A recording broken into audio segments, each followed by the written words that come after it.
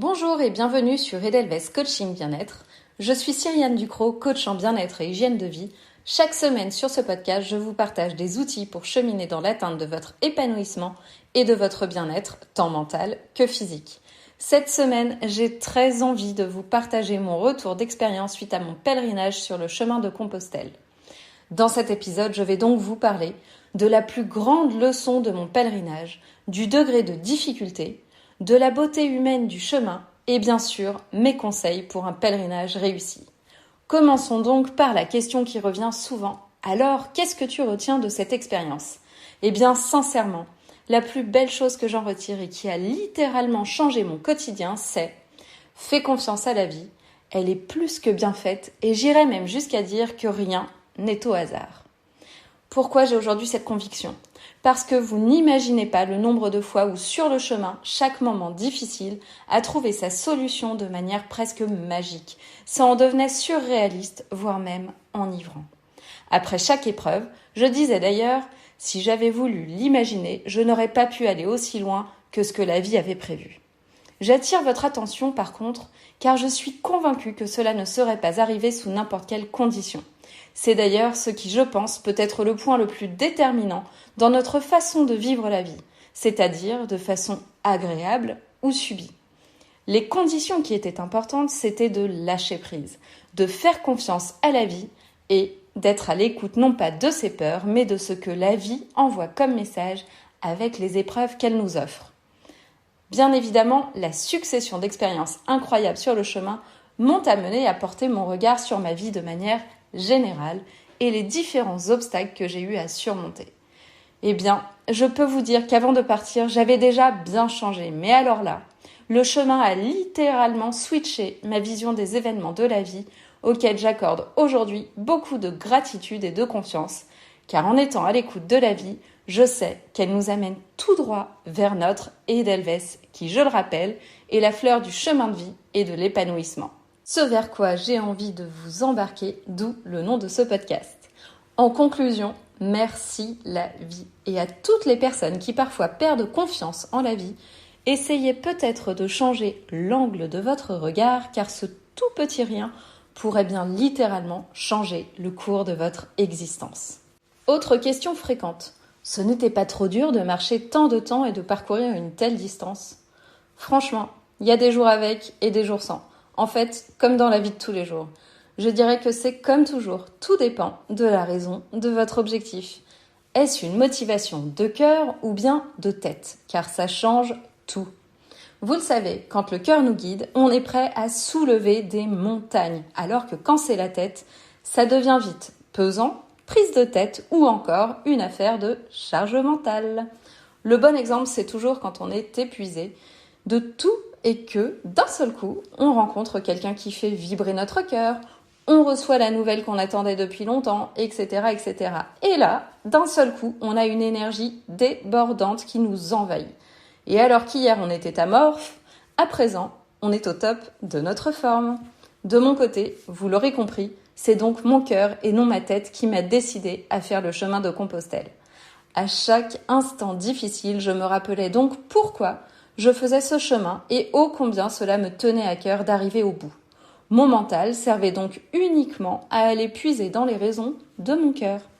Et si cela ne suffisait pas, parce que parfois il y a des passages à vide, quand météo, douleur, fatigue et tutti quanti s'accumulent, il suffisait de chanter la célèbre chanson du pèlerin « Tous les matins nous prenons le chemin, tous les matins nous allons plus loin ». Je m'arrête là avant que vous ne coupiez le podcast pour éviter de vous broyer les oreilles. Autre astuce, papotez avec un autre pèlerin mis sur votre chemin, au bon endroit, au bon moment. Voyons maintenant l'aspect humain, car c'est un point qui me semble immanquable à évoquer. Nous étions très nombreux à ressentir la même chose. Le chemin nous a fait reprendre goût à l'humain et confiance en l'autre. Vous le savez, notre société est parfois, voire souvent, humainement plus que déconcertante et nous amène vers une sorte de désarroi. Bon nombre d'entre nous créent des protections pour se préserver, certains deviennent aigris, d'autres s'isolent, et nos expériences douloureuses deviennent des enseignements dont on tire des conclusions radicales. Eh bien, sur le chemin, place au retour à l'humain. Saint-Jacques, c'est un peu se mettre à nu ou à poil si c'est plus clair pour vous. Chacun se découvre déjà de ses apparences. Bye bye distinction par la tenue vestimentaire, nous sommes tous habillés de façon simple, des clones. Et bye bye maquillage et tout autre artifice. Nous sommes tous au naturel et pour ma part, dans cette simplicité, je n'ai jamais vu autant de personnes belles physiquement. C'était vraiment compliqué de trouver quelqu'un qui n'était pas à son avantage. Cette beauté humaine, je dirais qu'elle est tout simplement liée au fait que l'abandon de l'enveloppe, des apparences, permet d'en laisser le contenu se dévoiler et faire rayonner notre soi profond. Et oui, sur le chemin, la plupart des personnes parlent sans filtre, se dévoilent, se livrent, échangent avec sincérité et honnêteté. On est tout simplement dans le vrai et pas dans le savoir-être ou encore le jeu des apparences. Je suis sûre qu'à cet instant, certains d'entre vous au profil introverti, discret, qui se livrent difficilement se disent que ce ne serait pas leur cas. Eh bien, c'est votre croyance, car sur le chemin, vous découvrez votre vrai vous, celui qui ose, celui qui se permet d'être lui à 100%, car on comprend vite que nous ne sommes pas là pour se juger, mais plutôt pour s'écouter et s'entendre. La tolérance est de mise et l'entraide est naturelle. Bien sûr, il y a quelques rares exceptions, car comme dans la vie, il faut toujours des cons pour faire un monde, et c'est ce qui permet d'apprécier à sa juste valeur les belles personnes. Bien sûr, je sais qu'on est toujours le con de quelqu'un, d'ailleurs avec mes mots, si ça se trouve, il y en a certains d'entre vous qui se disent que je ne suis qu'une personne un peu conne. Mais peu importe, en tout cas ce qui compte, c'est que sur le chemin, on renoue avec l'être humain et ça, c'est formidable. Dernière question, est-ce que j'ai des conseils pour un pèlerinage réussi ? Bien sûr que oui. Premier conseil, ne faites pas mon erreur capitale du chemin, le poids du sac. On m'avait dit, j'avais lu, j'ai toujours entendu qu'il fallait porter au maximum 12% de son poids. De mon côté, cela signifiait donc 7 kilos au maximum, chose que je n'ai pas réussi à faire car je n'avais pas envie de racheter un nouveau sac de rando, ni un nouveau sac de couchage. Mon sac pesait donc 12 kilos avec l'eau et les encas. Mais si c'était à refaire, je les changerais car je n'aurais alors eu que 9 kilos sur le dos.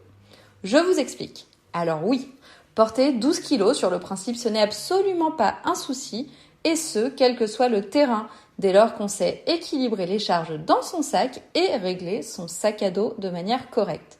Le sac est alors imperceptible. En revanche, voyez les choses autrement qu'en termes de capacité pure.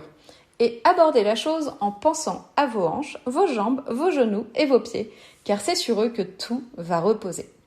De mon côté, mes pieds n'ont pas du tout aimé les 12 kilos et cela a engendré une jolie facile plantaire que je me suis traînée pendant des mois et qui a été bien douloureuse au quotidien. Mais mon cœur, comme je vous l'ai dit, maintenait mon mental et j'ai ainsi pu aller au bout du chemin de Compostelle malgré la douleur plus que vive.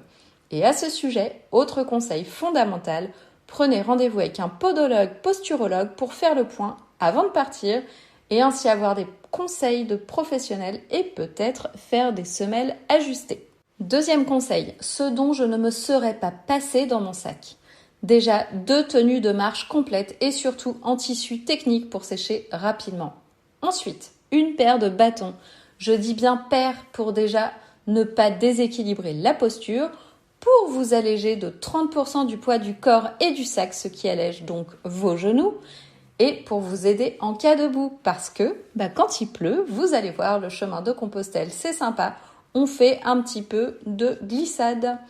Aussi une cape de pluie et une couverture de sac imperméable, une crème solaire, une petite serviette microfibre, une paire de sandales de marche à scratch et semelles Vibram, hyper sexy, je le sais, mais c'est tellement pratique, vous verrez, à la fin de votre journée et pour se reposer le soir. Et en cas de souci avec vos chaussures de marche, ça pourra vous sauver. Et petite astuce essentielle, doublez l'intérieur du sac avec un grand sac poubelle pour renforcer l'imperméabilité, ce qui évite bien des mauvaises surprises en cas de forte pluie. Bien évidemment, je ne vous ai pas cité les basiques essentiels, brosse à dents, dentifrice, etc.